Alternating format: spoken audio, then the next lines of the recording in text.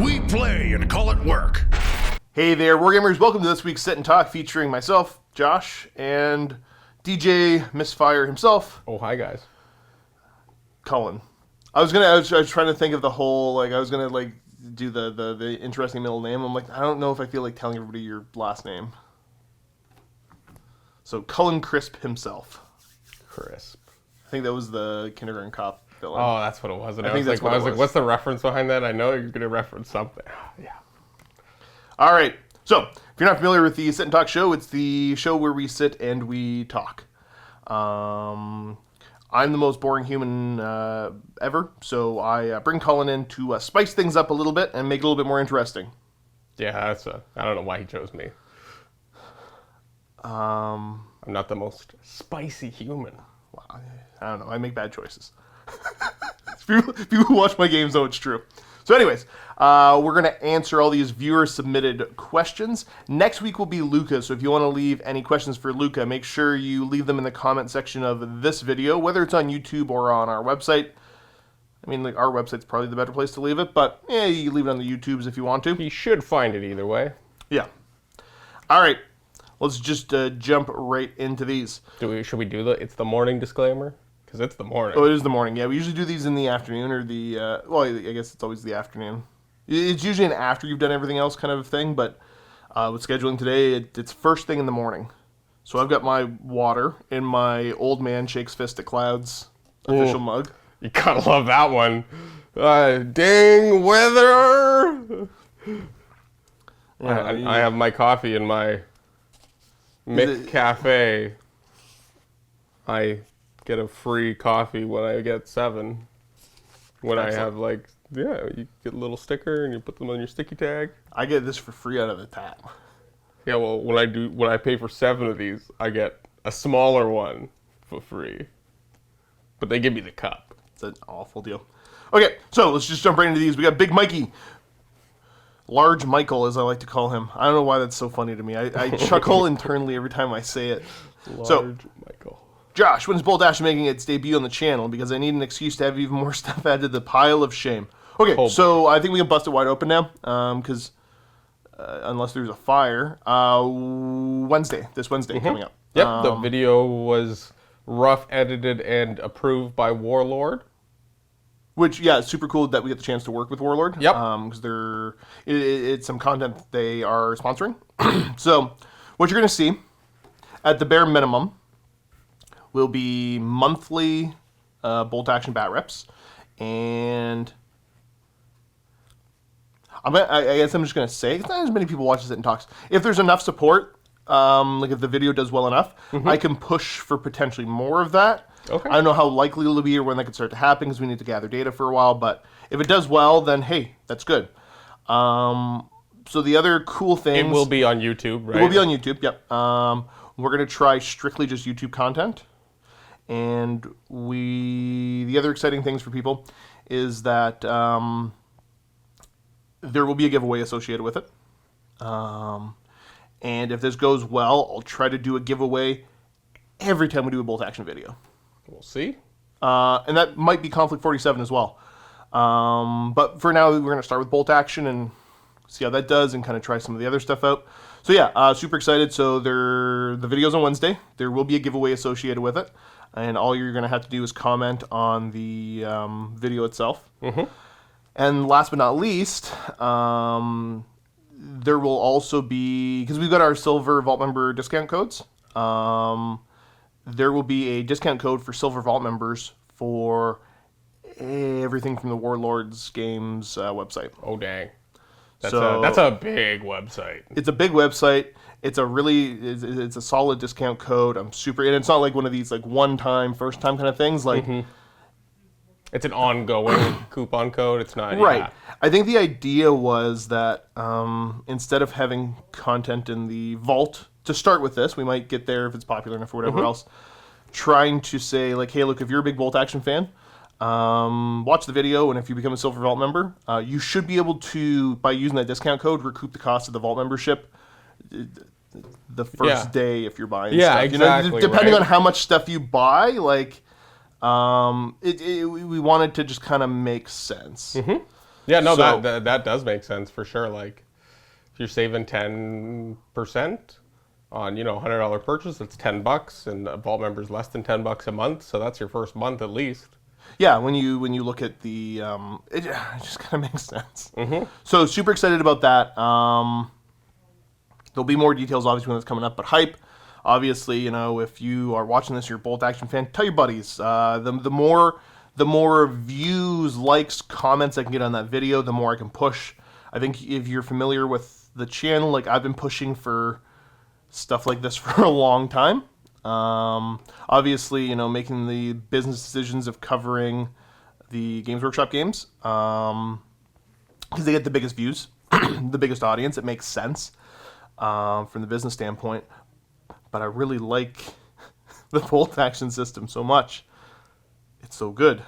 Other people are doing great things besides GW, so it's Right, nice and there's to- a lot of other companies that we enjoy. So this is a grand experiment to see if we can find ways to move outside of our traditional basic business model and have some other content on the channel. Mm-hmm.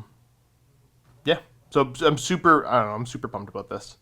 It's a good way to, have contacts with Warlord and kind of get in contact with one of the actual producers of the game as well is very neat. It's always nice to work with a company like that, and I think the idea is it's just I've said variety is the spice of life. The more different content we can do that it makes sense for us to cover, the happier it makes me, and that's all I care about. It's not true, Fair. but it does. It's nice.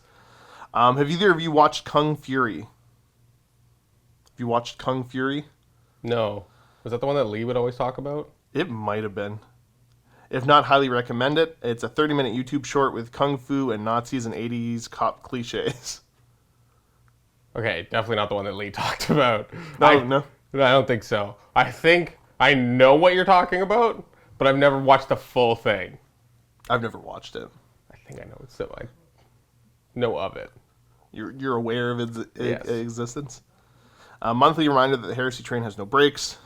I love the heresy. Zoom. And I believe I speak for us all saying the sit and talk should always end with a doggo montage. Yeah, I know he's the most entertaining dog. Like, he's so weirdly shaped.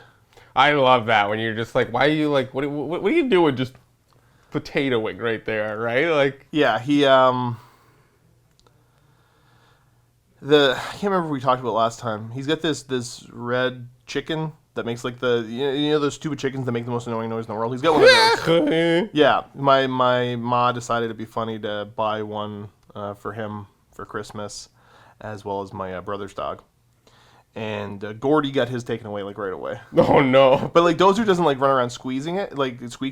He likes the fact that it squeaks. But he doesn't make much noise. He likes to carry it with him though. So often like he'll bring it to bed with him, and then he'll bring it on walks. And like, if you're not, I don't know, depending on what your mindset on dogs is. I know some people are like, oh, he's a mean looking dog, he's a scary looking dog, and I'm like, no, he's just an idiot. Like he's not, he's not like an aggressive barking at people kind of dog, unless it's Steve. He's not aggressive; he just barks at Steve. The first time we met him. Do you blame him? No, I bark at Steve sometimes, and I've known him for years. Exactly. So, but he carries the chicken around with him on walks. Why? So I don't know, he just likes it. And like you can tell when he tenses when he sees stuff. Like he'll see like a squirrel running, and he loves squirrels. And like he'll squeeze it very softly. So like he'll see a squirrel, he'll just stare at it and go. It's just hilarious. Oh I can't get man. enough. We do the watching videos for dogs with him too. Yep. And like he'll sit there and it's like videos of squirrels and stuff, and he'll just stare at it. What is this? He perks his little ears because he's got Shar-Pei ears, right? And they just perk right up, and he just stares. Doesn't get aggressive. Doesn't want to chase him. He wants to watch him. Interesting. That's funny. And I think the last video there was the picture of him like reclining with the one arm up on Yeah. the chair, and that he sits there whenever we're not home and just watches out the window. Waiting for you guys to get home. Yeah. If people here weren't allergic to dogs, I would just bring them in and let them run around and be an idiot. Fair. But people are allergic. People have to be lame. I know. Okay, we got Big Mikey again. Also, any idea how Beverly, Vito, Lee are doing? Lee, I haven't heard boo from in I don't know how long. So I I don't know. Yeah, you still keep in touch with him a little bit, right? Yeah. No, I know he went home and was looking for a job. Was kind of the last time I talked to him, but that was the last time I'd kind of talked to him. I hope he's doing well, and if you're watching it, hi. Hello, Lee. Vito's got his own channel now. Yes, which the first video came out just this week. Yep. This past week. So if you haven't checked that out, Trident and True Hobbies. Right, because he's a huge Aquaman fan. Trident Yeah. and True Dent. And then good old Beverly. So Quirk's like a real estate mogul, if you haven't figured that out yet.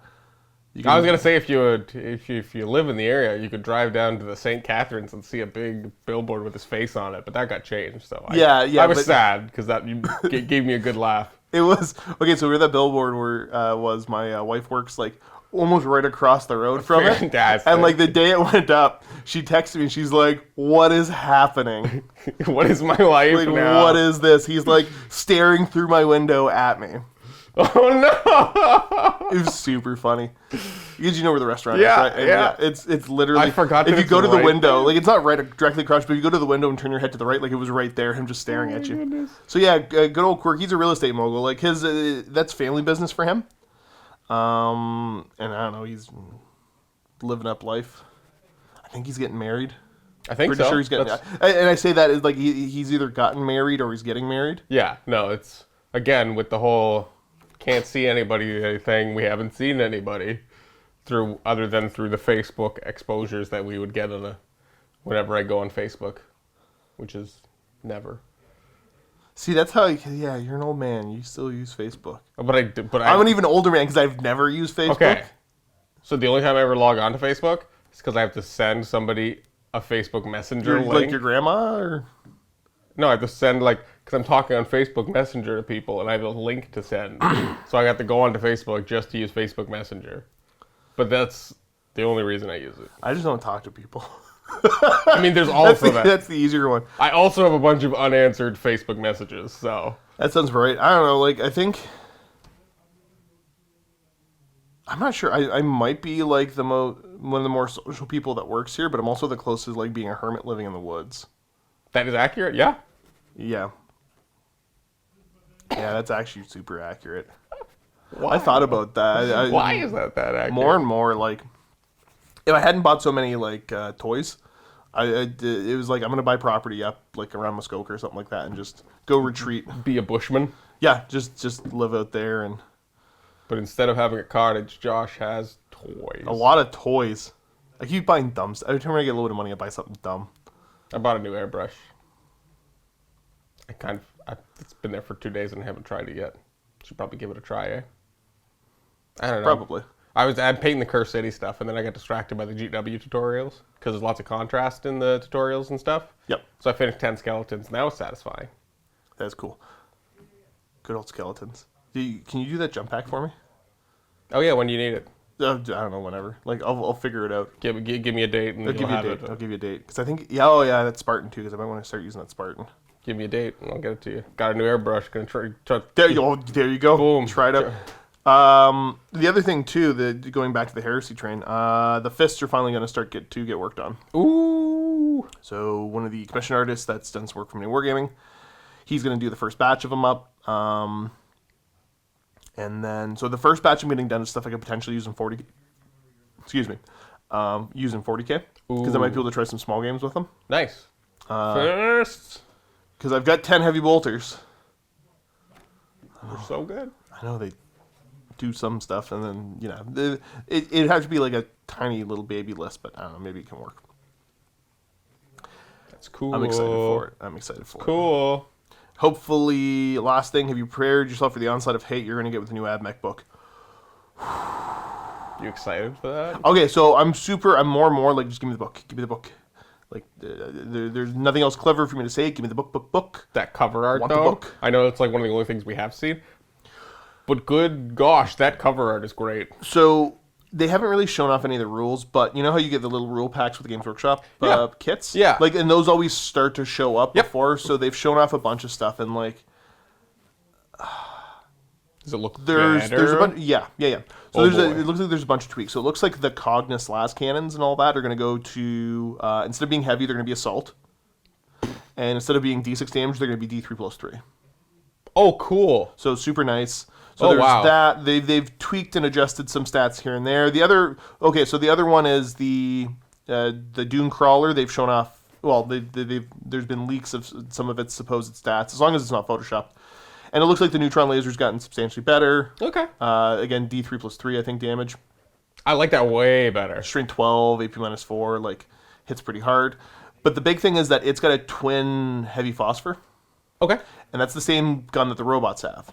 Yep. Oh, right. Now, what it looks like is the twin heavy phosphor went from, I believe, heavy 6 to heavy 8.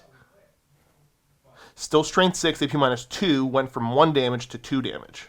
And that's going to be the same one. Presuming that the robots still have heavy phosphors, that would mean that the robots are going to have an extra 4 shots. So there'll be 12 shots base a dude. With an extra damage? With an extra damage. Oh my god. So, like, we'll see what happens with that. Like, I love the robots. Because they're big, dumb robots. Like, how you not love big, dumb robots? To me, like, they're one of my, like, favorite worst models. Like, I just find, like, the robot design is, like, that's an ugly robot. But that's such a cool-looking robot. Like, it's got that... I don't like the bubble head. It's two 1950s for me. Like, that's what I like about it, right? Like, where it's something that, like, I could see coming out of a Fallout game. Yeah, they look a little too Fallout for me. So if you look at the 30K robots, where the shape is a little less bulbous, but it looks very similar. It's more of like exoskeleton-y kind of. No, the other.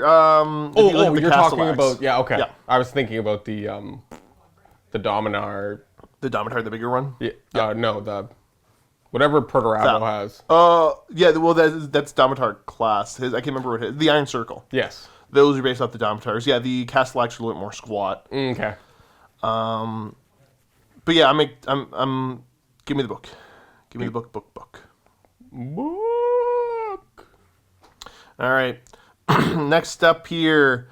Eodiri. I can't say that. Hi, guys. Sadly, question for Matt got left on the cutting room floor due to time constraints. Going to be lazy and repost it. Attaboy. So watching older stuff evolved and recently got into Blood Bowl. So much fun. Oh, Blood Bowl here. I was watching your 3rd season. It just stopped right when COVID hit. Any hope of it returning, continuing? I was floored to find out Blood Bowl had a book series, quadrilogy, and 2 full comic books. What's a quadrilogy? Is that a quad? Is that 4 trilogies? Or is that a 4-book series? I assume 4-book series. Also, several games from the 2nd and 1st season are just gone. No way to watch them. Yeah, so the biggest thing with Blood Bowl here is that it's... There's one of us that's good at it, and that's Luka. The rest of us are fairly awful at it. And it's one of those fun to play, but I don't know when you'll see like it being filmed again. Yeah, no, the schedule's so tight. Yeah, it's I think there's enough people. I think everyone has a level of interest in it, but also like other than Luka, I don't think there's anybody who's like, I need Blood Bowl in my life. Yeah, and Luka plays online. Exactly, and then that's kind of his thing. He plays kind of competitively in leagues with his buddies and stuff. And honestly, like, you try to rip on Luka, maybe he'll start to stream his games or something like that. Like, he's the guy to bug about it. Because the chances of us playing the tabletop version and filming it are probably, I'll admit, low because of how much other things we got going on. And it's always fun, but it stresses people out to a degree to film it. Mm-hmm. So yeah, I don't know if you'll see a filmed version of it, but bug Luka about it a little bit more, because if anybody will get anything going, it'll be him. Yeah, he said there was episodes missing of one of them.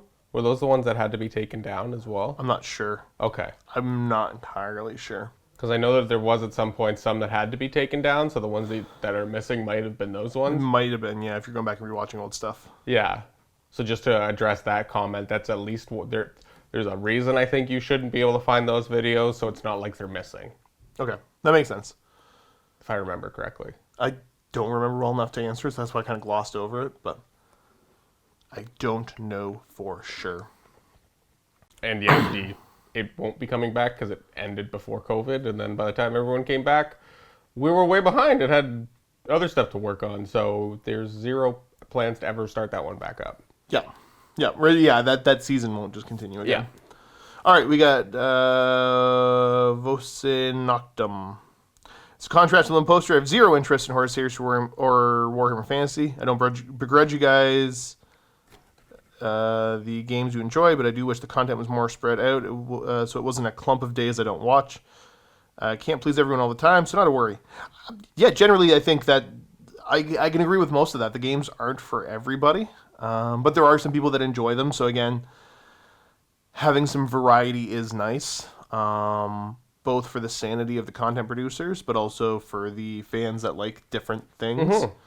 The only thing I'm not sure about is the clump of days. So, unless I'm mistaken, fantasy should be scheduled every other Friday, and if it's not fantasy, it's 30K? It's 30K. So I'm not sure about clump of days, so there might be something I'm missing on that one, but it should be one day of the week. Yeah, because Monday should be 40K, Tuesday's AOS. Wednesday, Thursdays, whatever various campaign we got going on. Then Fridays would be Other game content, typically, sometimes some 40K stuff, but like I said, it's those two games on rotation currently. Who knows what it'll look like in a little while. And then Saturday would be this and Open Vault. Yeah. So, I don't know, maybe I missed something. I'm not entirely sure. Yeah, and I guess like the only thing I can say is like, because I think it's better to keep it to a consistent schedule rather than like constantly mixing it up, because then you at least know what days to check in. And I know that it's like, it sucks to kind of be subscribed or like check into a channel and not watch 75% of it, but you're there for the 25%. But it's also nice to know what days you kind of need to go and check. Like if you know that they come out Fridays and you watch on Saturdays, well then you're good, right? You know that every Saturday when you check, it'll be there. So there's something about like keeping everybody's trained to know when to come and show up, I think is important. Yeah, give you something to look forward to on this day I watch this, right? But yeah, good feedback one way or another. And it actually kind of talks to it because, yeah, you can't just do one single thing. Well, we can't because I think we have varied interests, right? That's true. We got the Uninvisible Man 1. Hey, Josh and Cullen, have you played using the fan-made rules for 9th edition Horus Heresy project? We have not. I haven't read them. I haven't seen them. I'll probably forget to look it up. So if it's something you're interested in, send me an email, josh@MiniWarGaming.com. I'll check it out. What do you think of using the 8th, 9th edition rules in the Horus Heresy? I think the core rules are fine. I think there's definitely, like, some of the stuff I love about Heresy is... the challenges would be one of the big ones for me. I generally like armor value. I like the feel of certain things about the Heresy, but there is some quality of life stuff I wouldn't mind seeing changed. So if this is a big fan project, I'd be interested to look at what people came up with. But I don't know, I'm pretty deep into loving the Heresy the way it is. Yeah. So I haven't went to seek out those rules. I have looked at the Warhammer Armies project, if that's the one you're looking at. I've not looked at the 9th Age, like that fantasy one. I looked at the Warhammer's Army project, and the books seem interesting, and the rules seem very, very close to 8th edition, but just kind of cleaning it up. And it's definitely one of those things that like I'd be interested in. It's just more of like, is there interest for other people to watch? Like, that's the one question I get a lot about, or like I think a lot about when it comes to fantasy, of like, we have a viewership base who's known to watch us play it, the edition that they liked, or a form of that, and does changing it from a community one reduce the amount of viewers we get? So that's a whole other thing. And then Heresy, I don't play, but I know that one of the parts that kind of mentally blocks me from playing or wanting to play or whatever would be the rules, I guess. That it's just kind of like, oh man, another rule system? I don't want to learn another rule system. Well, you don't get enough to play, like, you haven't played enough of the other ones to be like, I wouldn't mind trying something different. Right, exactly. I don't play enough that having like a third flavor is something I'm interested in, currently at least. And also, yeah, like I didn't play the old editions, so I don't have the nostalgia factor of playing the 7th edition, the closer to 6th or 7th edition 40Ks. So that whole aspect of it, I don't have any prior feelings on that, so. Yeah. I think you would like it because of how much you like fantasy, and there's certain, like, the rules aren't the same, but, like, some of the feeling is the same. But yeah. Yeah, I mean, there's still, like, this with a sweeping advance and getting caught up in that, and there's still the leadership shenanigans and that kind of stuff that I'm used to, and honestly, I think, like, yeah, getting back used to the weapon skill values comparisons. Initiative values. Yeah, that's still some things I get like about, and then I don't know how AP and the whole hull point system works, which sounds like AP's pretty. Here, I'll explain AP for you real quick. Because low numbers are good in 7th edition. So, if the AP number is the same as your armor or lower, you don't get an armor save. So, like, if I have a 3-up armor save and you have an AP 3 weapon, you don't get an armor save. Oh. But if I have an AP 4 weapon, you get your full armor save. So it's like all or nothing? It's all or nothing. Okay. Either the weapon is able to penetrate your armor or it's not. And is there anything that modifies your armor at all? Typically not. So if you have a 3-up armor save, nothing will... There's no, like, core rule of modifying your saves. So it's not like the fantasy, you get shot with a strength 4 weapon -1 AP. Nope. Ah. Interesting. So pretty simple. So bolters are AP 5, so you still get your 3-up armor against them. That's definitely weird to think about. Heavy bolters are AP 4, you still get your 3-up armor against them. If you have AP 3 weapons, Terminators, they got a 2-up save, they don't care. Power swords are AP 3. Interesting. So power sword against Terminators, the Terminator don't care. Yeah, that's super interesting. I thought so. I kind of like it.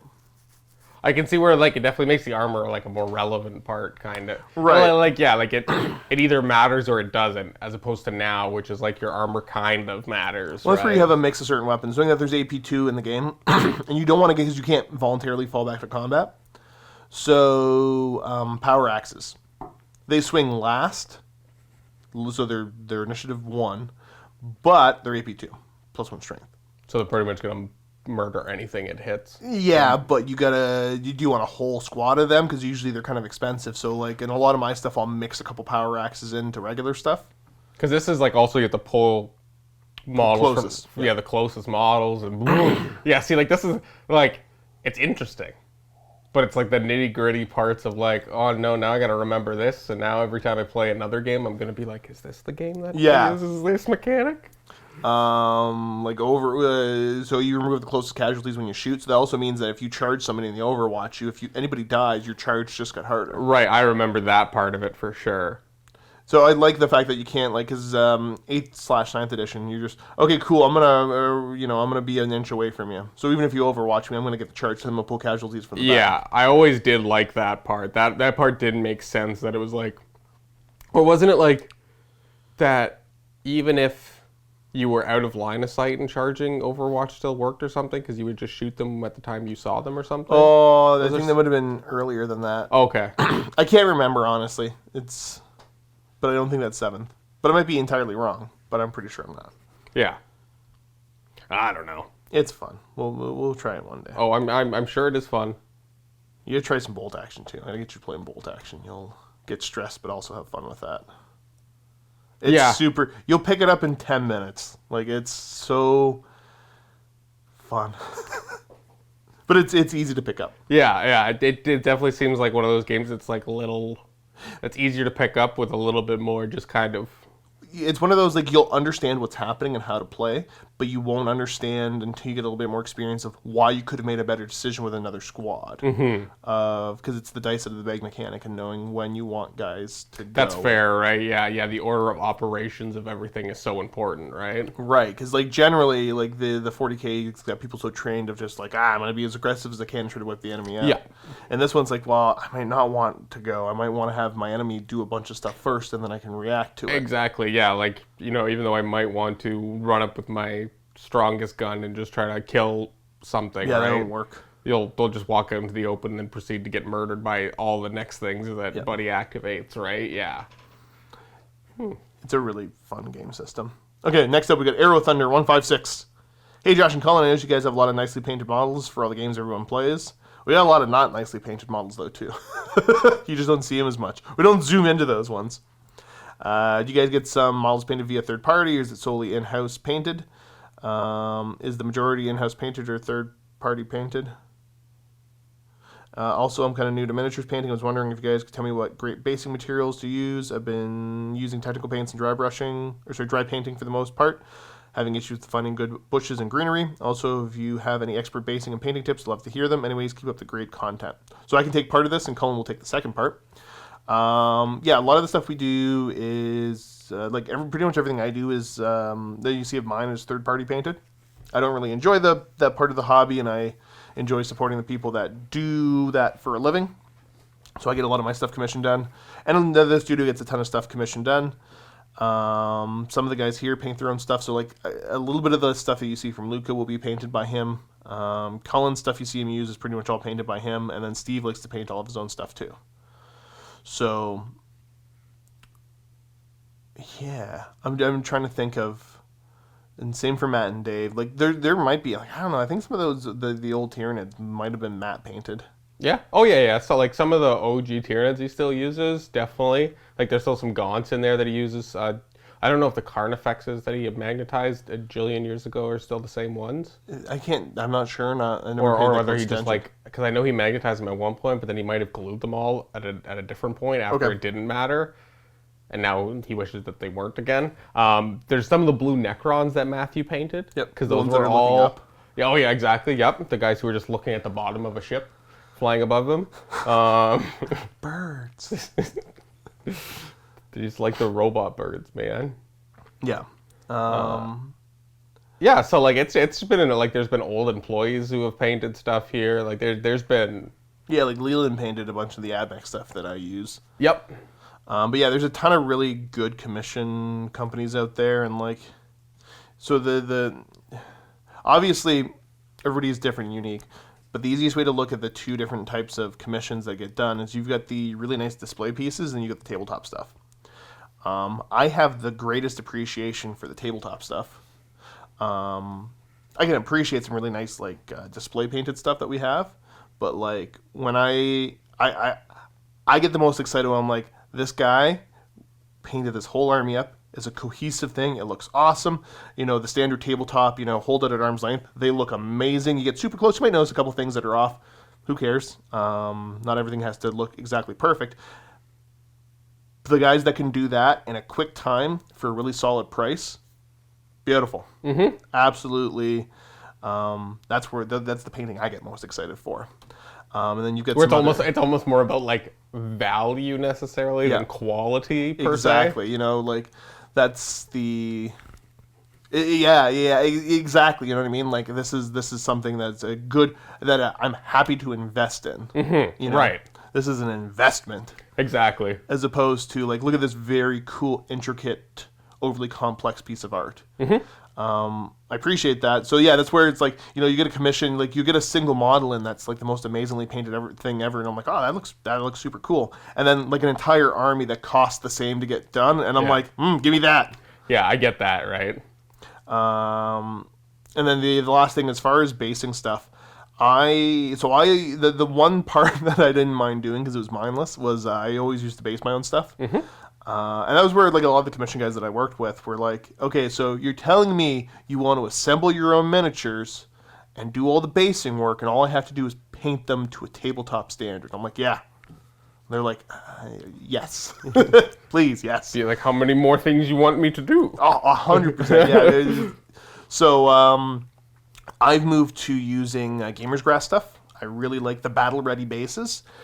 They also make a lot of unpainted, because battle ready bases, like literally you open the container, they're good to go. Mm-hmm. I think they're super good value for the quality that they are. I love them. I'm getting like my Imperial Fists are going on entirely battle ready bases. So super, worth checking them out. They also do a bunch of grass tufts and other basing materials. But there's also there's a couple different companies that I haven't used yet, so I'm less familiar with them, but they're part of the Silver Vault member program.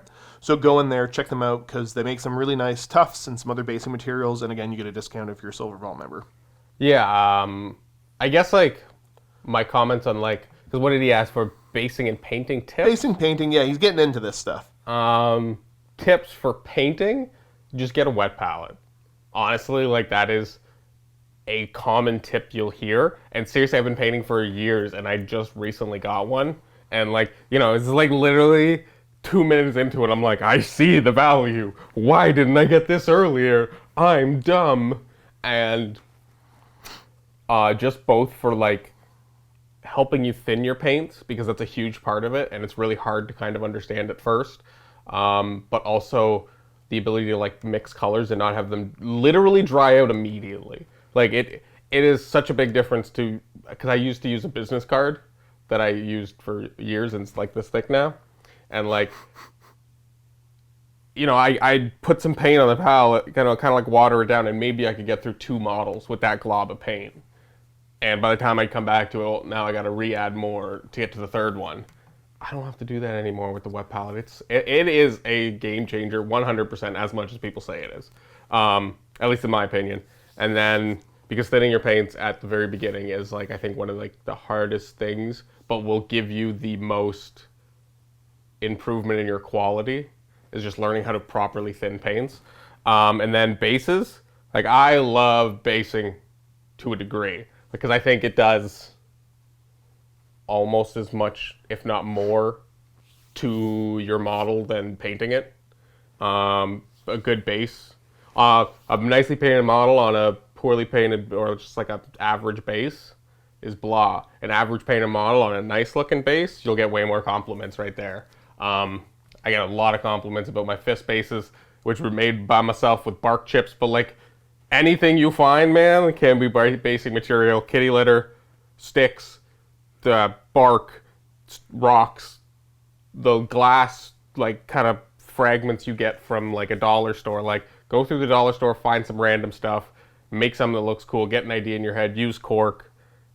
There's so many cool options out there. And yeah, if you're more into, like, the buying it thing and don't necessarily maybe want to buy like the full created ones, like, if you have a 3D printer or into that at all, there's a bunch of cool options for Patreons and things that make, like, 3D printable bases. But then also, going back to the Vault discount codes, there is one for Luke's Gaming Scenics. Geek Gaming Scenics. I think it's Geek Gaming Scenics by Luke. Something like that. He has a YouTube channel. It's great. And he has, I can't remember what they're called exactly, but they're like basing mixes that are, like, for final, like you just put glue down and you put this, it's like colored sands or things, and they're all mixed together already. So, like, there's one I know that's like it's for, like, Necrons, and it's like black gravel and it's got green crystals mixed in it. So all you literally have to do is base, throw it in this stuff, and you're good to go. Geek Gaming Scenics? Geek Gaming Scenics, yeah. Okay, yeah. Yeah, and because MiniWarGaming is there too. Right, yeah.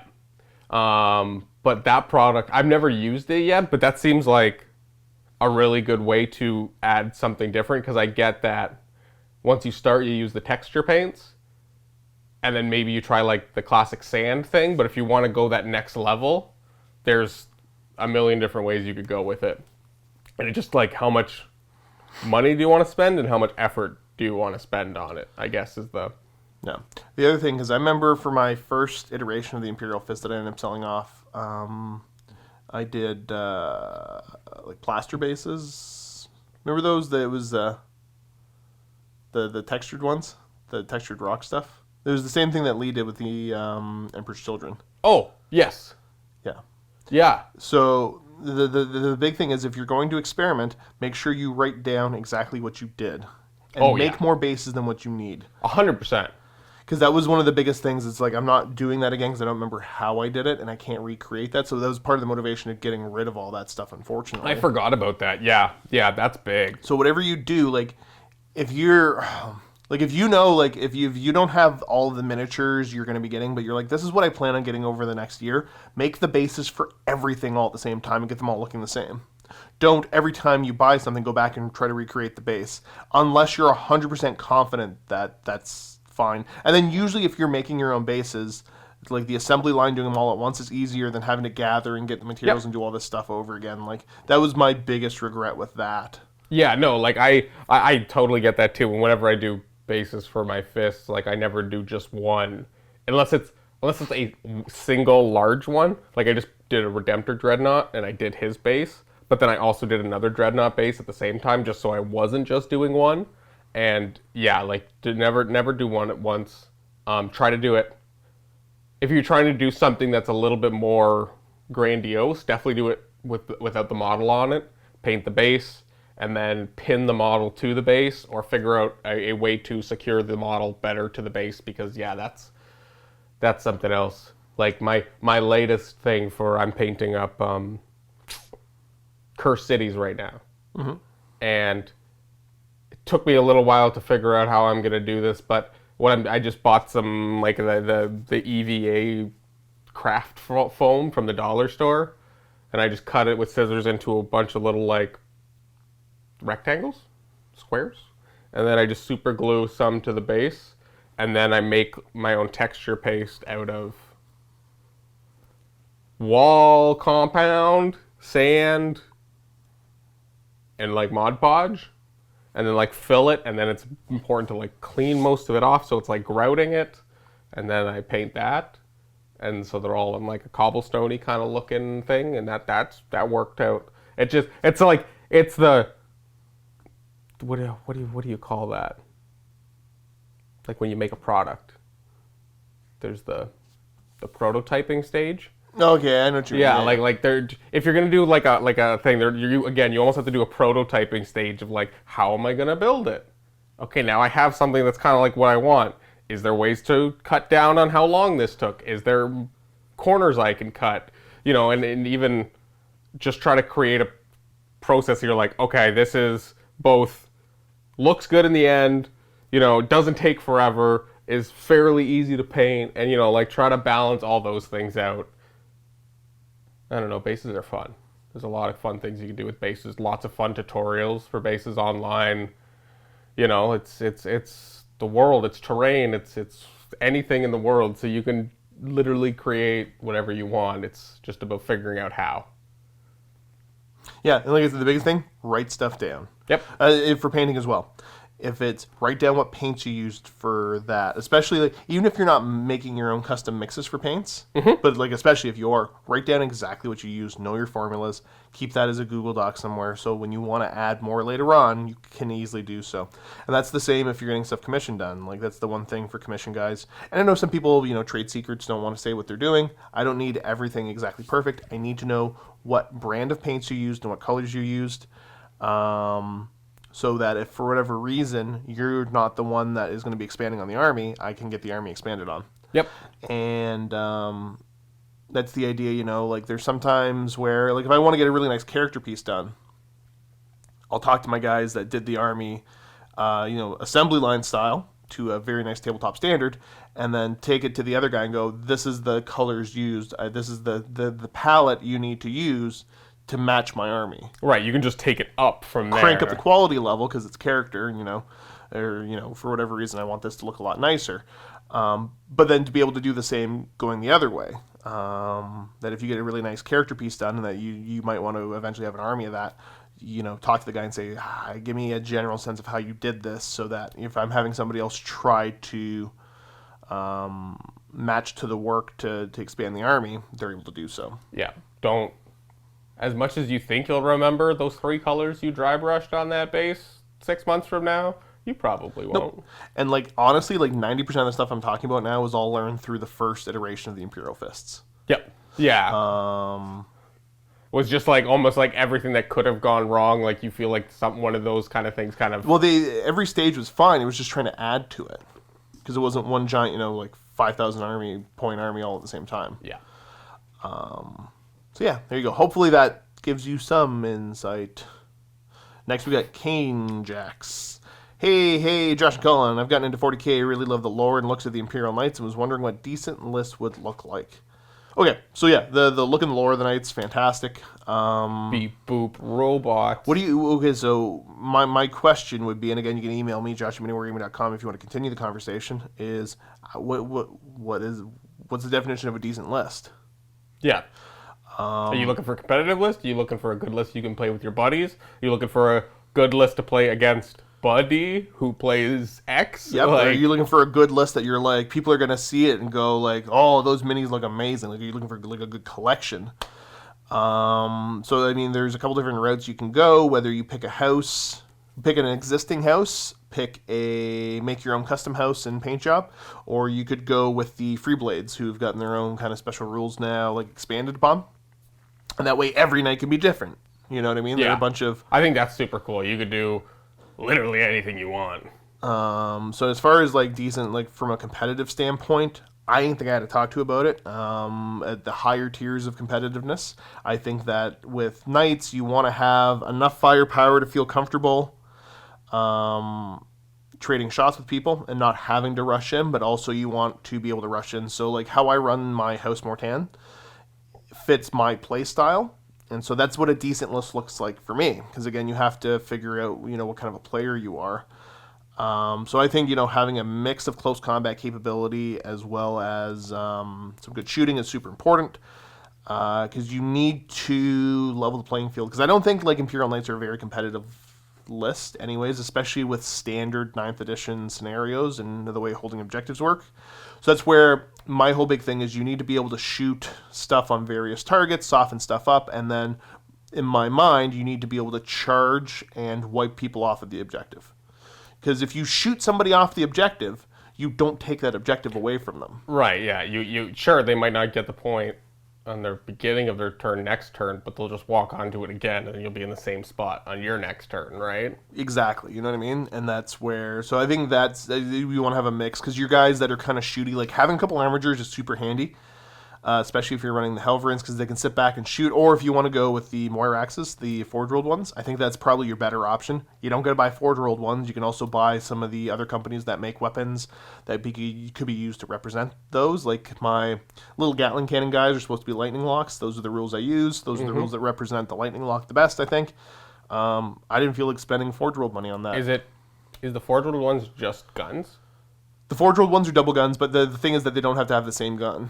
There's more customizability. Do they change heads at all of the model or anything no, like that? I think, well, maybe. Not enough that anybody would care or notice. And also the carapace is different. You can just not put the carapace gun on, though. That's the main difference. Or a bunch of these companies make carapaces that, would work just as well. So the biggest thing for Imperial Knights is, like, obviously something that you enjoy the look of. Don't go in expecting to win every game, but, like, they're going to get a new book soon. Like, in the most basic way I can say it, they're an 8th edition army. They haven't got their 9th edition book. Who knows? Things are going to change. So no matter what you're doing, magnetize stuff. That's one where, like, if you're scared, you're nervous, you haven't done this before, like, I can help walk you through it. There's also a million tutorials that could explain better than me. And I think that's like a good project if you want to get into magnetizing or try your hand at magnetizing. Because you work with larger magnets so they're not as fiddly, but also like has other fiddly elements of how strong they can be. It's more forgiving, and it's just knowing where to put the magnets and what size magnets to use. Like with the arms, where do you want to magnetize on the arm to get the most value? How much you care about how important is it to hide every aspect of the magnet? Is there any point where the magnet can work with the aesthetic of the model? Like, there's a bunch of stuff like that. So there's a million little fiddly bits, but they are a super cool looking army in my mind, because again, big stompy robots, how can you not love that? The knightly aesthetic, the elite build of them, I really am a big fan. Honestly, House Mortan probably fits my playstyle the best. I don't think anybody thinks that's the best knight house, but maybe I'm wrong, I don't know. I don't talk to anybody that plays super competitively. But ultimately, the decent thing would be whatever you like. Because chances are, if you like the look and the lore, go with the house that you like, whether you make your own or whatever else, and find a way to make it work well enough. Don't if you're looking to build a list that's like what's the most competitive list I can get, Knights just aren't that army. I mean, you can do it, but you're going to be disappointed, I think, over and over again. Yeah, I think if you're trying to build the most competitive army, I think no matter what you do, you could build it, and then 6 months from now, you can be disappointed by it because things will change. So always know that that's a factor when it comes to building lists like this and in this kind of game. So, I mean, it's a competitive game. Things always change because if they didn't, it'd be really boring and everyone would play the same thing. So it's true. So hopefully that gives you some insight there. Next we got Voldus, the boldest. Hey, Josh and Cullen, working on a narrative crusade-style campaign with some fallen Dark Angels versus the Blood Angels, with the Necron threat looming in the area, and the Blood Angels calling forth the Grey Knights, since the Fallen are scheming to ascend back into the heavens by merging reality with the Warp. Yeah, a lot going on. That's cool. Dirty Fallen. No, they were the true loyalists. They can try to retcon that as much as they want. The Lion was not a loyal boy. He wasn't necessarily a traitor, but I love it. I mean, like, I love the Night Lords. They're my favorite. But, and again, this is an oversimplification for everybody typing furiously in 5 minutes. But, like, the concept of the Lion, you know, because a lot of Dark Angels guys were like, oh, no, he wasn't during the heresy. That doesn't make sense. He was loyal and he was this and that. And he wasn't, you know, he wasn't sitting on the fence waiting to see who was going to win. Something must have happened. So now we got the story of the Thramis Crusade and all that. And the ability with Dark Angel fans to content themselves by saying, yes, this proves the Lion was loyal. He was waylaid for 3 years. Again, it's the Lion. He's the greatest strategist of all time. He should have been the War Master. He's the best of the best. And he got held up for 3 years by the Night Lords. Everyone's favorite. Definitely the most tactical. That if I had to pick one legion that would, you know, put up against the greatest strategist, it's Cuckoo Conrad Kurz. Hey. Go bother him. Yep. The crazy man himself. That's your best bet. Really? Yeah. Okay, cool. Like, if that in your mind makes the Dark Angels cooler, it's like, no, that's our excuse for not getting to Terra or do anything useful. The Night Lords and then that Warp Storm and this and that. I don't know. I like my Night Lords, but I don't win any prizes for being strategists. Exactly. No, that is definitely not where they belong, I don't think. Like, the Night Lords thing is bullying people weaker than themselves.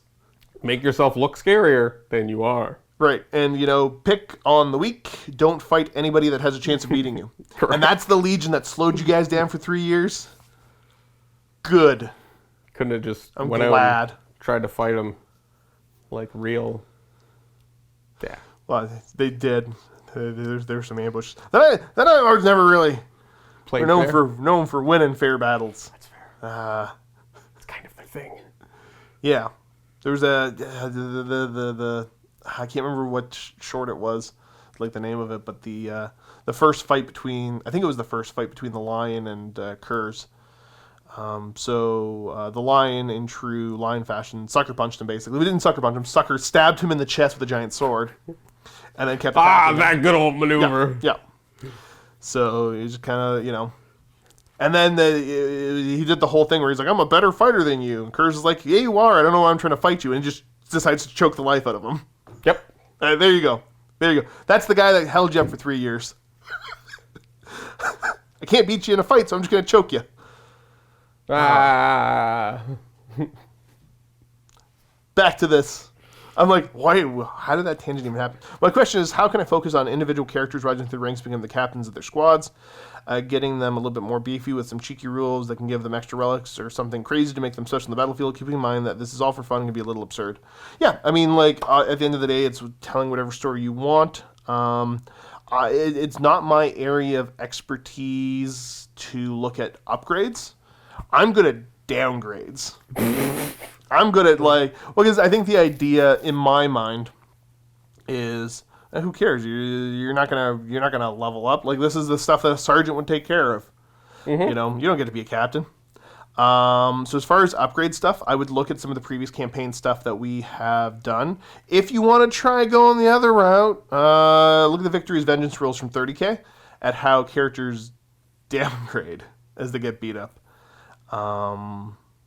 I don't have any good insight on. Yeah, I mean, like, I've never tried to run a campaign where guys get better over time. Yeah, like the only thing I can kind of think of is like maybe if it's like if you want like the sergeant in one squad or something like that, and it's a crusade thing, you could always like have kind of like an offshoot game where this certain squad and their people get sent here, so you can take a slightly different crusade list where like the sergeant of the squad is the warlord this game. And again, like you said, like it's more for fun, so you're not worried about necessarily like balance or being truly competitive. So I don't see why like you can, he can lead his own squad into the battle, and maybe something narratively works out that maybe he's the one left surviving, and then he gets an upgrade to a lieutenant, and that's kind of.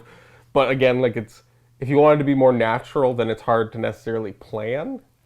But I can kind of see what you're going for, I think. I get the feel. I just don't know the best way to do it. Yeah. Like, I don't know if there is a way to... It's one of those, like, they're hard to force to happen without them feeling forced.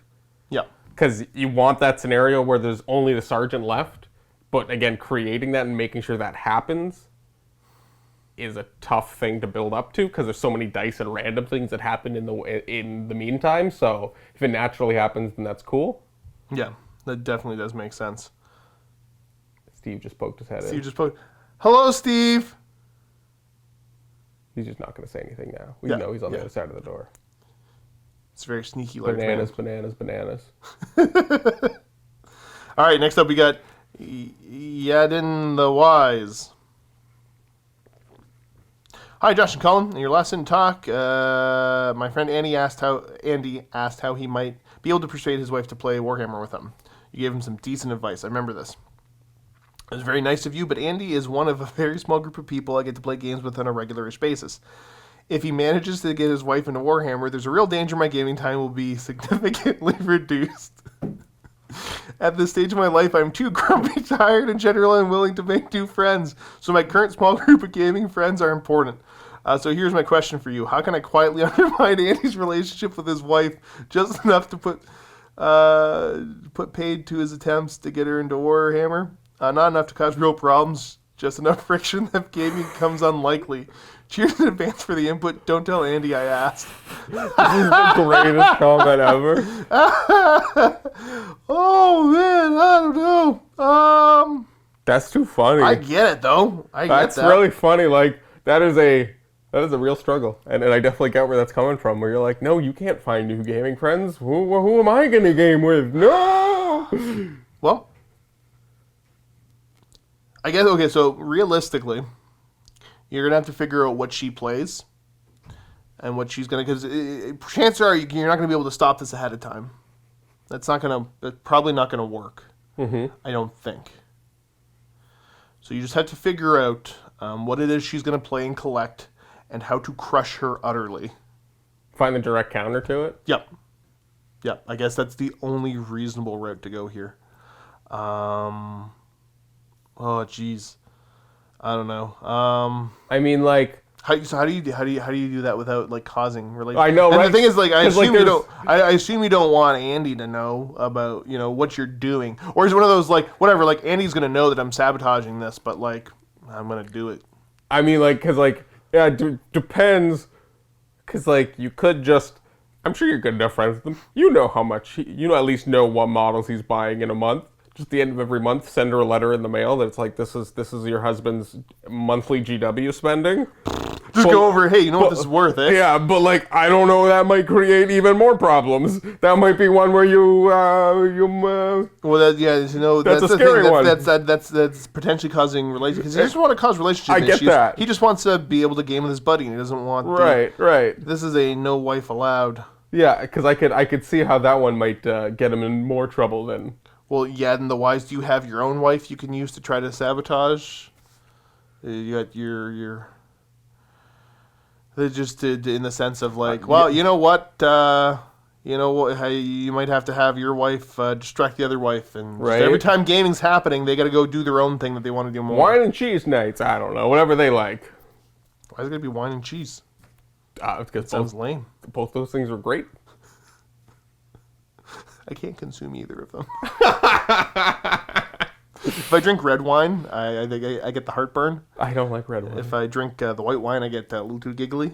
I love the red. I love the white wine. And I'm a lactose intolerant guy, so I can't really enjoy cheese. Yeah. I get farty. Yeah. I might be entering that world now. I know. Because Matt the entered that world, and he was in denial for the longest time. And I'm like, dude, just take lactose pills. They'll solve 95% of your problems, and just don't be an idiot. He's like, no, it's got to be anything but that.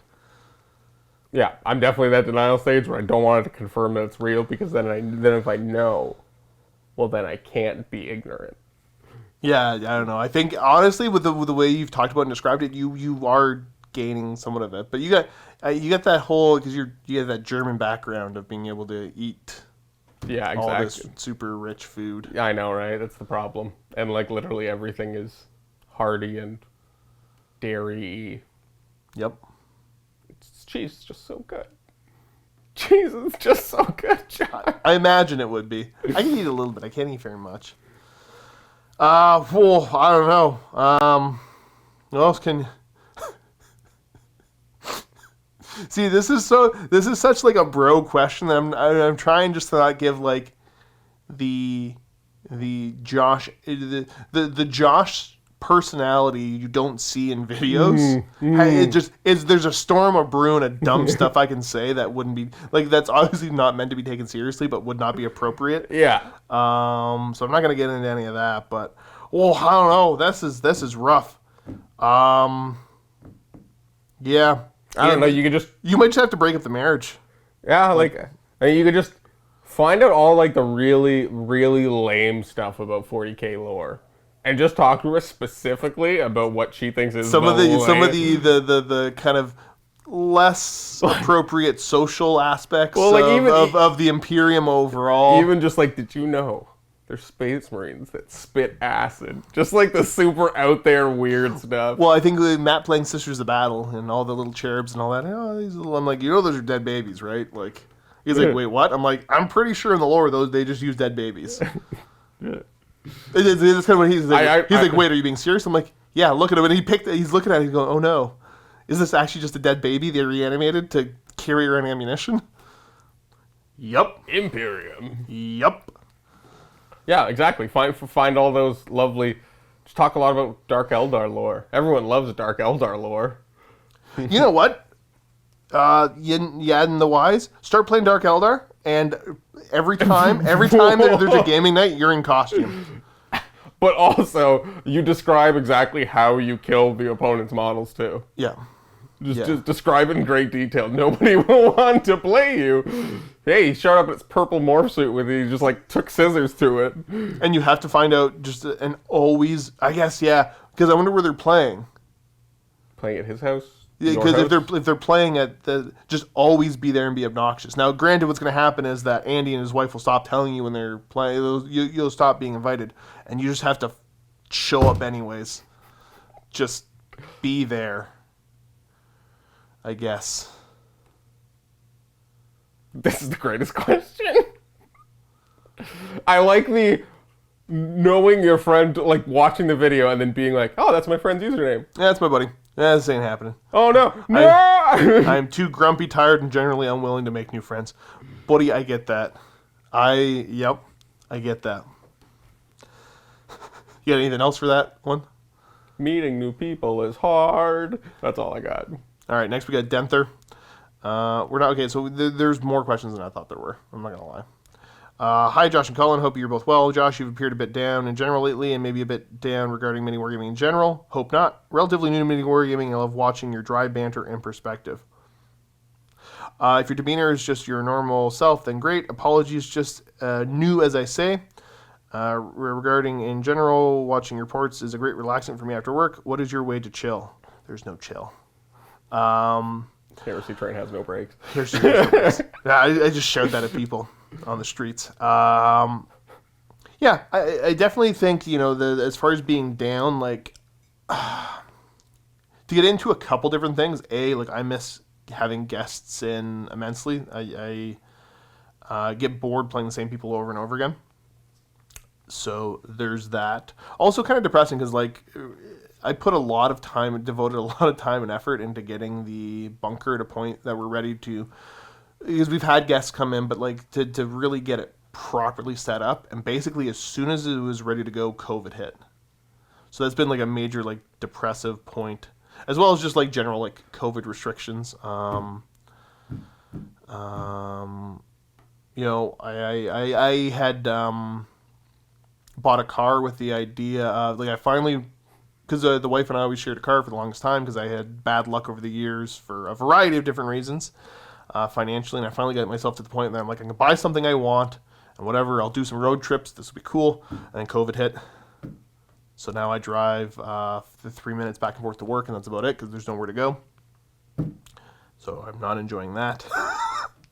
But yeah, generally I think, you know, I don't know. If you're fairly new, I don't know if you're just getting my overly dry banter and perspective. Yeah, I think you have the rest of everybody's a little bit more animated, I guess, on camera than you, so I could see where Josh would seem a little less than everybody else, but I think so. I think that's just also because everyone just puts on a little bit more. Well, I think the natural way that people are, because I think the one for me, because I think, correct me if I'm wrong, but I think outside of the camera stuff, I tend to be one of the more louder, more bombastic in the stupid stuff I say and do. Mm-hmm.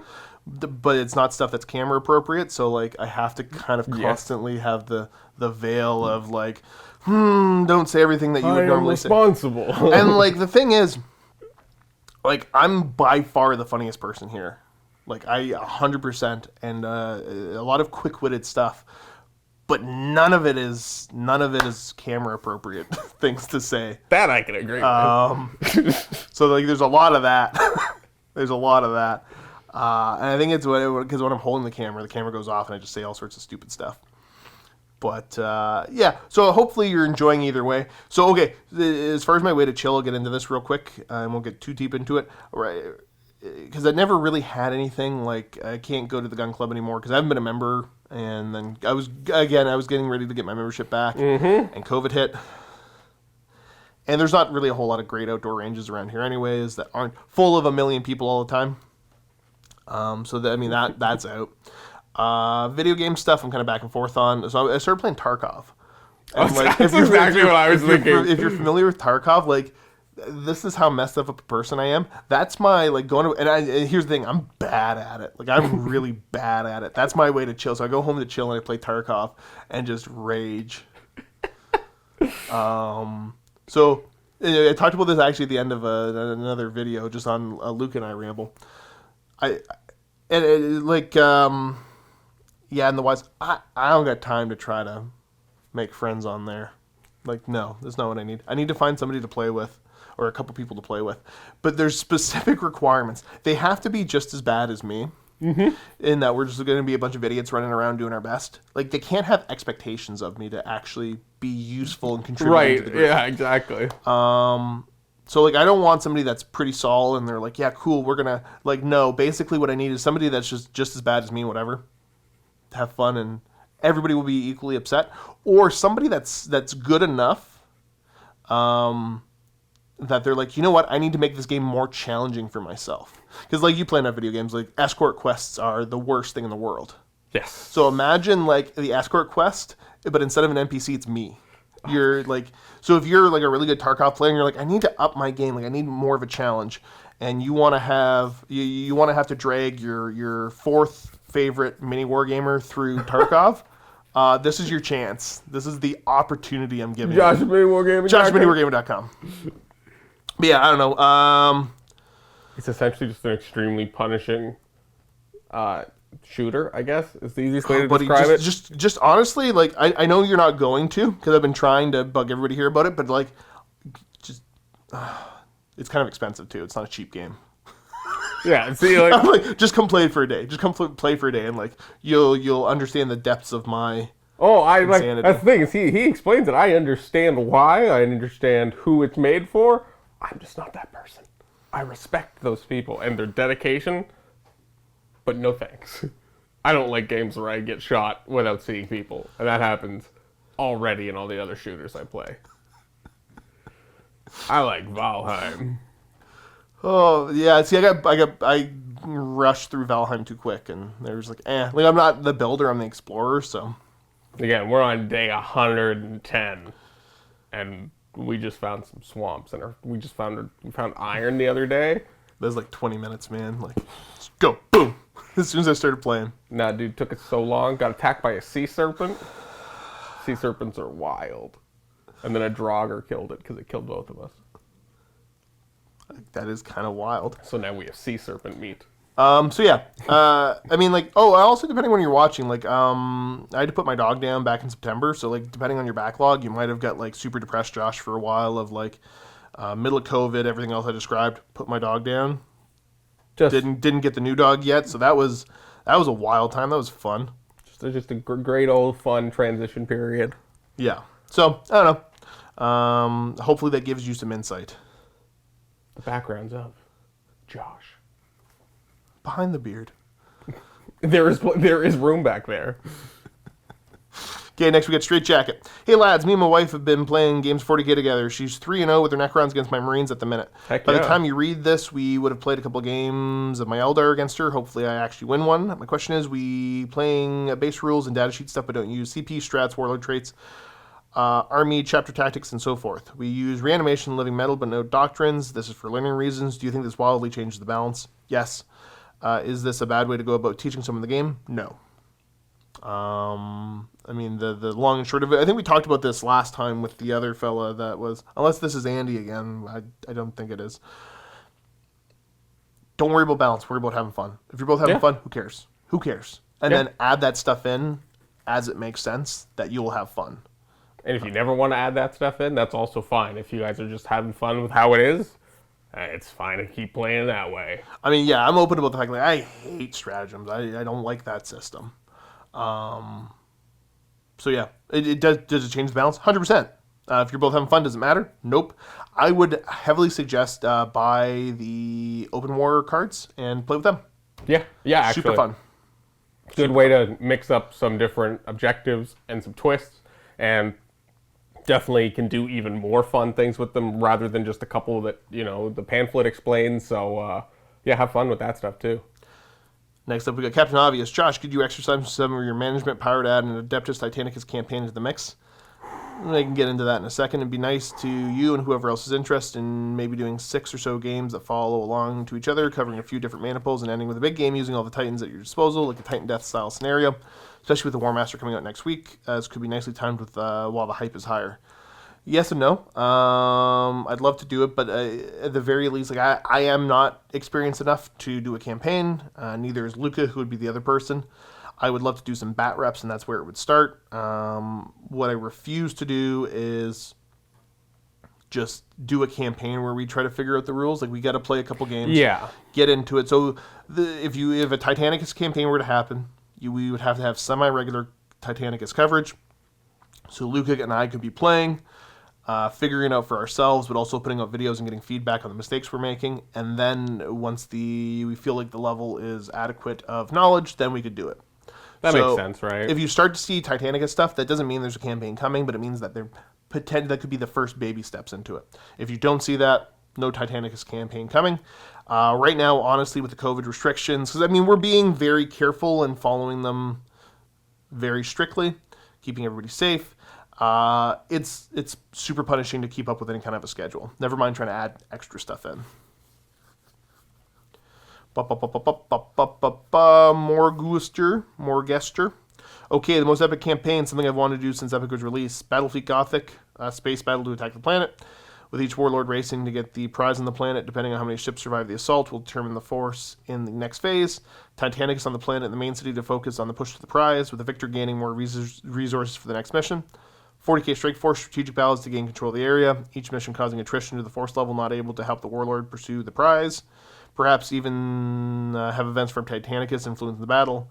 Titan going to thermal overrun causes a blind effect to 40k. Finally, with the remnants of the 40k battles, the warlords take the last of their retinue to seek the prize and kill team missions. Happy Wargaming, Morg. Yeah, we've talked about stuff like this before. Honestly, it's nice, but the amount of coordination and planning that goes into something like that to produce a product that is of the quality level that I think we'd be happy enough with, we don't have the time to do it right now. Yeah, no, that's always been something that I thought would be super neat. And yeah, knowing that there are all the different scales is like fantastic. And if they ever decide to add in like Marines or anything to Titanicus, so it's more than just Titans, like opens up all the options for like the epic style stuff, and it does sound really, really cool. But yeah, it's not only just about now getting like 2 armies painted, it's about getting 4 armies painted. There's a lot that goes into that. Honestly, I would love to do something like that when the bunker opens back up and I can get a bunch of guests in and we could be. Yeah. That's realistically when you might see something at that scale is that would be guest participation campaign where that we run over like a week. Because the amount of staffing it would take to do that and planning it doesn't work, especially right now. We got Mentality. Oh, great lord of the arms of fire and Mastro Hydro Summoner. I think it's because you're a sweaty boy. I was like, yep, that is fair. What are the types of music that the MiniWarGaming staff like? My favorite is trance. I know most people don't like it. Mars and Mystery and Tiesto. What are your favorite artists groups? Sorry, I wasn't laughing at your thing of trance. I was just imagining me as Cyclops, but instead of shooting lasers from my eyes, I shoot sweat from my forehead. It's just like instead of like an eye band, it's just like one of those like tennis sweatbands. Yep. You just press a button and just a bunch of salty water. Oh, that's so gross. What do you listen to? I was like, what am I listening to right now? Podcasts and books. Just recently been on a podcast and book kind of bender lately, I guess. But if I had to choose music, it would be like early 2000s, mid 2000s, like punk rock, alternative, that kind of style of stuff. Like Alexis on Fire, Rise Against. Words are hard. But also like the Killers and like some of those kind of other bands that kind of fit into that like alternative rock, I guess. I don't know. Music is weird. Some indie rock, some other stuff. I honestly haven't listened to music in a little while. Mostly just audiobooks as of recent. Josh, go. That's fair. I'm trying to think of like I bounce around a little bit right now. So like I always listen to something a little heavy, but not like super heavy. So like the hard rock, metal kind of stuff. I bounce around all over the place. Like, okay, so I'm going to see what's on my Spotify right now. Like, what have I been listening to? Like, I listen to a lot of Red Fang recently because I can listen to it at work. I got Slipknot in here. Went to go see them a little while ago. Gojira. Planet of Zeus I've been listening to a bunch. Black Pyramid. I got Ghost in here because, of course, you had to listen to Ghost. But, I mean, that's what I'm listening to right now. But, yeah, I don't know. It kind of zips around. Like, some days, like, I can't just, like, blare Pantera here in the office. And I don't listen to music at work a whole lot. And, like, I got like a 3-minute drive into work. Yeah. And, like, I already kind of drive like an idiot. Like, yeah. So, like, I don't need to listen to, like, loud, aggressive music. You don't need to be that guy. I don't need to be that guy. You already have the yellow car and the ridiculous driving. He also doesn't also need to be blaring loud music simultaneously. Yeah, well, yeah, so to get into it, because, again, we talked about, like, poor decision-making earlier and just me doing dumb stuff. Like, I decided in my 30s to buy a bright yellow Camaro as, like, my practical car. Like, I was going to go, like, okay, so the wifey and I, we got separate bank accounts. We contribute, but together to stuff, but also, like, wherever she wants to buy with her money, go nuts. So it's not that she was upset, but originally I was going, like, yeah, I'm going to go buy, like, a little 4-door or something that makes sense. And I was looking at, like, some of the Subarus and stuff like that, and something kind of, like, we don't got kids, we weren't planning on having kids. No kids on the horizon, but yeah, something practical.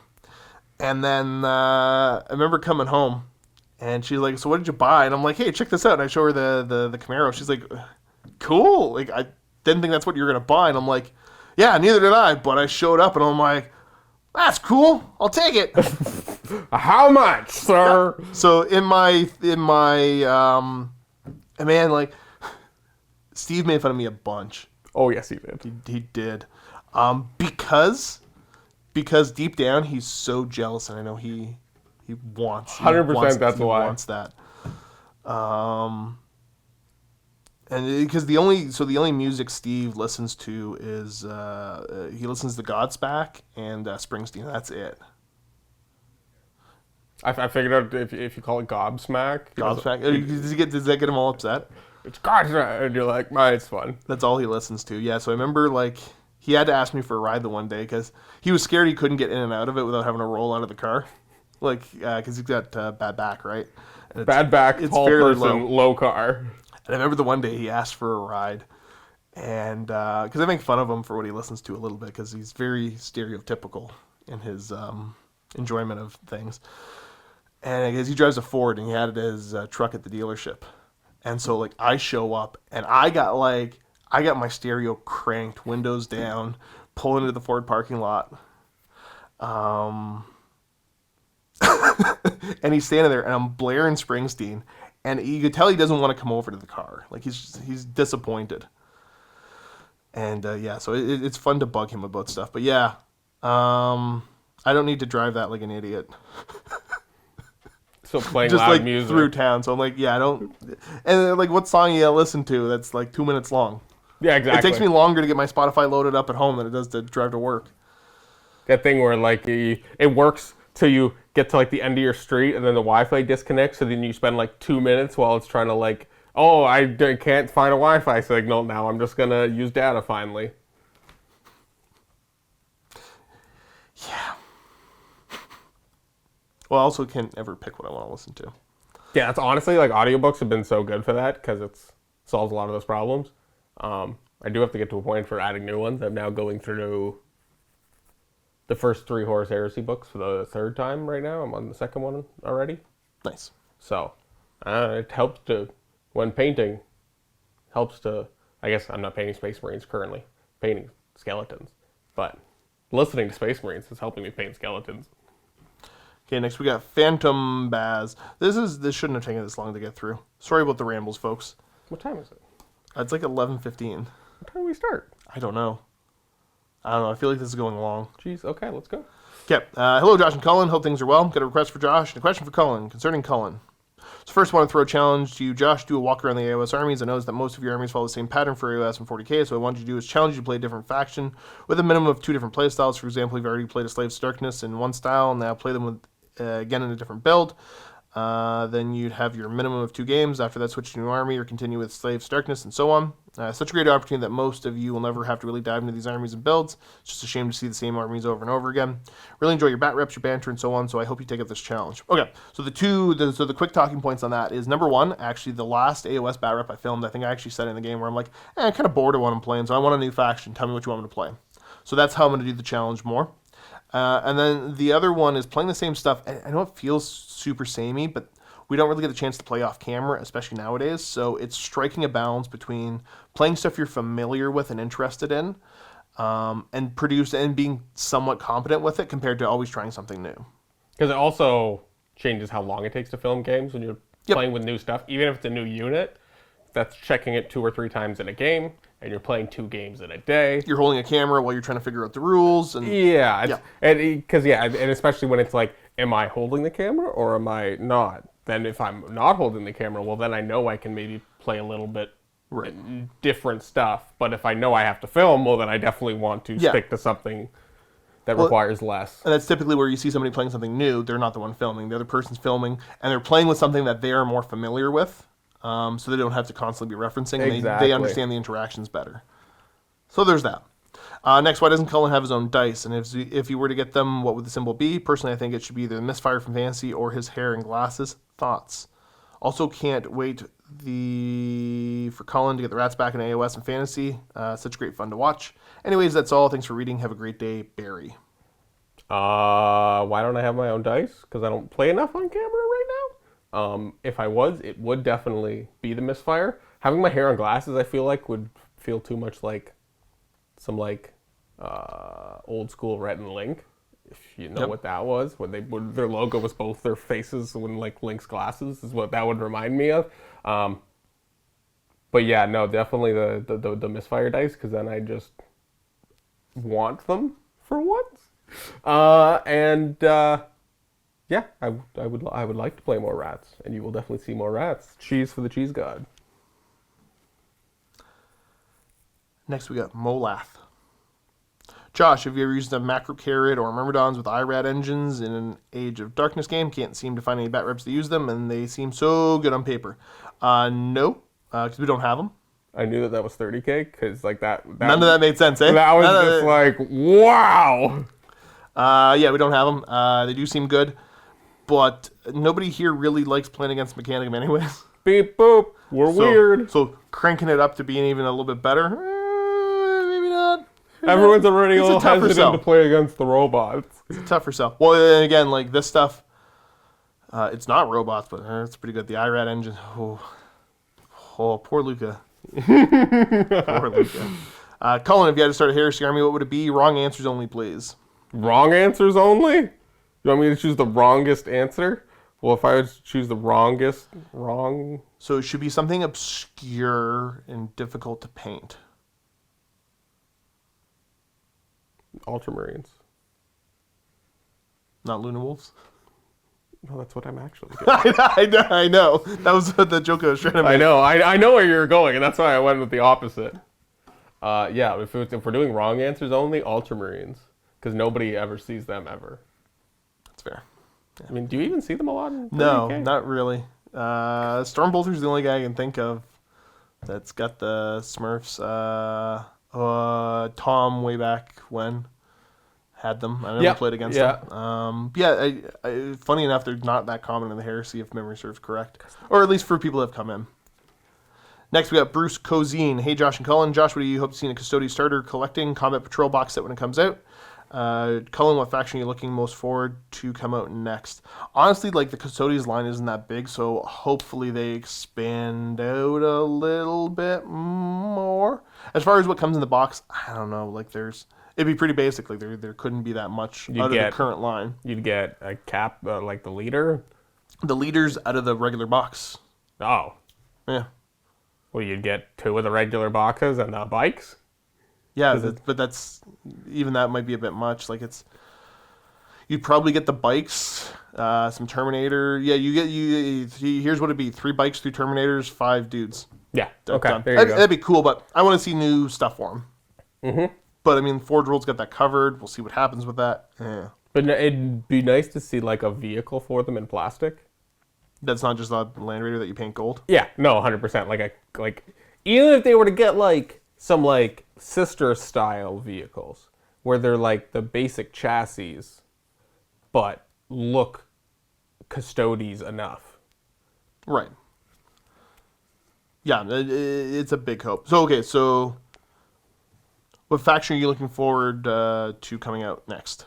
Whatever they do, please come out soon. I would like to play you. That isn't just bad. That's fair. Commissar in a crate. Commissar in a crate. We got Mongoose the 4th.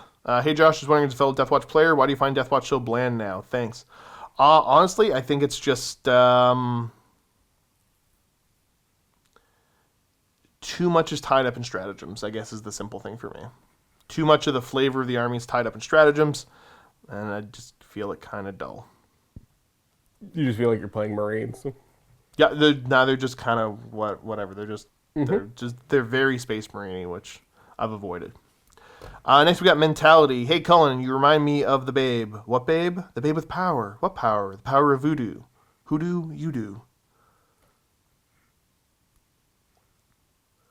Is that a reference? It's Labyrinth. I haven't seen Labyrinth. It's David Bowie. I haven't seen Labyrinth, to be honest. You know the movie though, right? Yeah, I'm very familiar. Like you got serenaded by the Goblin King, and I'll make him watch it right after this. Well, thank you. I will. No, Labyrinth is one of the movies that I want to watch, but know that it's like I got to be ready for an experience to watch. Like, it's not just like a sit down and like I'm gonna just throw on Labyrinth. I feel like It's like I really want to watch Pink Floyd's The Wall, but I know, again, like, you gotta, like, set some time aside to be like, I'm about to watch a strange movie. Yep. Big fan of me, big fan of strange films. I'm just gonna leave it with that quote. Yep. That's the Cullen quote of the day. We got Tave8. Hey, Josh and Cullen, love your sit and talks. 2 questions for Josh. Should I not get my hopes up regarding the Horus Heresy 2.0 rumors? Everything about the rumors sounds too good to be true. I've purposely avoided them because, whatever. I've got enough in the brain right now. Whatever happens, happens. Don't know. But don't... Yeah, I mean, like, if you've already started looking at them, then you've already potentially gotten your hopes up. I can't get my hopes up because I have no hopes. Whatever happens, happens. Oh, now I want to know what they are. 2, what do you think it would take to get Cullen to play the beautiful Studio Solar Auxilia and a Horus Heresy bat rep? Their army is too amazing to just sit on a shelf. Stay awesome. Love the Horus Heresy battle reports. Have it not be lame, boring. Human. Oh no, they're so cool. They're so cool. It's too complicated. So okay, so it would be one of the more complicated armies for somebody to figure out for Heresy if they're playing for the first time. So honestly, I'm thinking about playing it. I just haven't gotten around to it yet. So getting Cullen to do it, that would be a stretch. Cullen, if I'm going to teach somebody how to play Horus Heresy and he doesn't get practice games and he has to learn on camera, it'll be with Space Marines, not Solar Auxilia. Yeah, no, because for sure. A, I'm not super familiar with them, and B, I know they're kind of more complicated anyways. Mm-hmm. And honestly, I don't. Basic people doesn't really super interest me. So, they'd have to be something different than just basic people. Right. There's so much more, though. Okay. We have the last one here. This is from Random Roy. And luckily, he got the question in like 15 minutes ago. Oh, wow. Hi, Josh and Colin. I'm in the UK due to COVID. I'm finding it hard to get back into 40K since last March. Painted a lot over the summer, but without a dedicated goal, I can't find the motivation. I used to play regularly in store and with clubs, but since that's not allowed anymore, I find my love at the moment. It's not allowed anymore. Either I'm reading that wrong or you wrote it funny. I haven't even played a game of Ninth due to social distancing measures. Do you think it would be possible to do a live stream game where members of the MiniWarGaming Collective can remotely play over video? I'd be well up for it. Random Roy.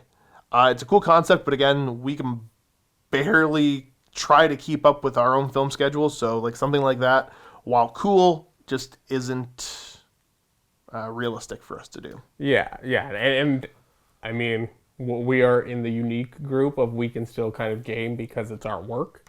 But like that's you and a lot of other people are in that same boat where you haven't got a lot of games in, and I am a big person of like I need kind of like that goal to get things done for. So I get where getting a lot painted, especially in the beginning, was easy, and now it's like, well, if I'm not going to get to play with this for literally who knows how many months now, why should I bother getting it done? But I think that's the kind of important time to realize, like, I'm not getting a lot of game time, so like when I can, I will probably get a disproportionately larger amount of games than I did before, hopefully. So then you'll have less painting time then. So like it's almost like back end loading all the painting time. So maybe thinking about it like that, because then you can spend more of the time that once you can game out gaming than you would have normally been at home painting.